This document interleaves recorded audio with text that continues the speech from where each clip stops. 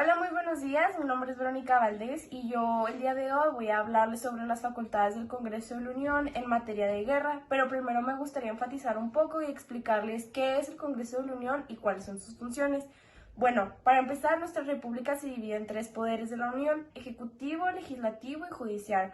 El Congreso es el órgano depositario del Poder Legislativo Federal. Está compuesto por el Senado y la Cámara de Diputados. Sus principales funciones son elaborar leyes, las interpreta, las deroga y reforma la Constitución. También puede interrogar a ministros, autoridades, a fin de conocer sus actuaciones si es que son acusados por algo. También puede juzgar desde el punto de vista político a los altos funcionarios del Estado. Elige a los fiscales, ministros de la Suprema Corte de Justicia de la Nación y ratifica los nombramientos. También vigila al Ejecutivo Federal, al presidente de la República. Muy bien, ahora me gustaría hablarles sobre qué es el Senado. Es la Cámara Alta y representa a las partes de la Federación, es decir, a los 31 estados y ciudades de México. Hay 128 senadores electos cada 6 años.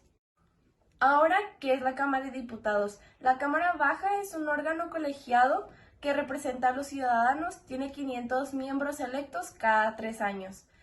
¿Qué es una mesa directiva? El Senado y la Cámara de Diputados tienen su respectiva mesa directiva. Es el órgano de gobierno responsable de la conducción de los debates sobre las leyes y votaciones del Pleno. Mesa directiva del Senado se integra por un presidente, 3 vicepresidentes, 4 secretarios. Una mesa directiva de la Cámara de Diputados se integra por un presidente, 3 vicepresidentes y un secretario propuesto por cada banca.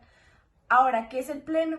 Se trata del órgano de mayor jerarquía y de decisiones de las cámaras. En San Lázaro lo integraron los 500 diputados y en el Senado los 128 legisladores.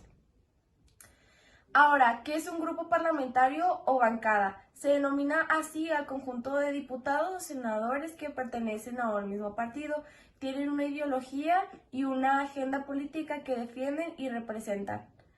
¿Qué es un coordinador de banca? Es el encargado de representar a todos sus compañeros de la bancada en la Junta de Coordinación Política. Además, orienta al grupo de trabajo, fija las posturas oficiales y dialoga con otros líderes parlamentarios.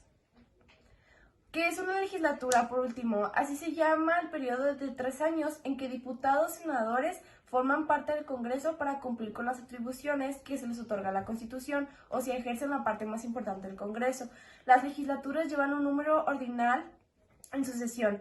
Cabe señalar que los senadores ejercen su cargo en 2 legislaturas consecutivas y los diputados en una. Sin embargo, en la reforma política electoral del 2014, ambas pueden reelegirse.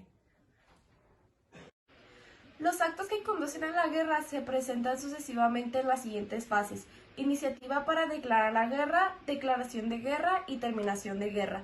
Primero empezaremos hablando de la iniciativa de guerra.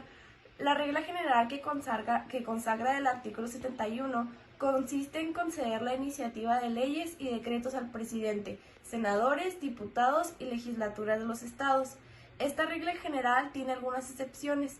Por el caso de la iniciativa de guerra, no es una de ellas. Dicha facultad corresponde al presidente tomando en cuenta que es él quien maneja las relaciones exteriores. El Congreso no puede declarar la guerra si no es vista de los datos que le presente el Ejecutivo, es decir, que la resolución del Congreso requiere de la actuación previa del Ejecutivo. Luego seguiremos hablando de qué es la declaración de guerra. La fracción 12ª del artículo 73 faculta al Congreso para declarar la guerra en vista de los datos que le presente el Ejecutivo. La fracción 8ª del artículo 89 faculta al Ejecutivo para declarar la guerra en nombre de los Estados Unidos mexicanos. Nuestra Constitución habla de 2 expresiones que aparten de la declaración de guerra. Para declarar la guerra, en la que se declara, reconoce la responsabilidad del conflicto. En 1942 México entró en la contienda contra su propio deseo y no como le correspondía la responsabilidad por ser él su agredido. Se declaró solamente en estado de guerra. Muy bien, ahora vamos a hablar de la terminación de guerra. La guerra concluye habitualmente con un tratado, lo cual corresponde al presidente de la República con aprobación del Senado. Para la declaración de guerra existen ciertas prevenciones, lo que no sucede respecto a su terminación. Como instrumentos indispensables para hacer la guerra deben considerarse el Ejército y la Guardia Nacional en la tierra, la Marina en el mar y la aviación en el aire. El Ejército lo levanta, sostiene y reglamenta el Congreso de la Unión, el artículo 14 y dispone que libremente el presidente. Para la seguridad interior y la defensa exterior de la defensa en el artículo 89, fracción sexta. El Congreso da reglamentos para organizar, disciplinar y armar la Guardia. Los gobiernos de los estados lo instruyen.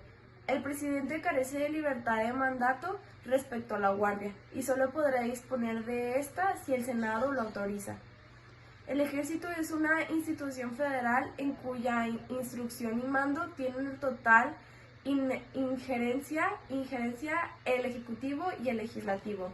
Muy bien, pues esas serían las facultades que tiene el Congreso de la Unión en estado de guerra. Espero que lo hayan entendido. Gracias.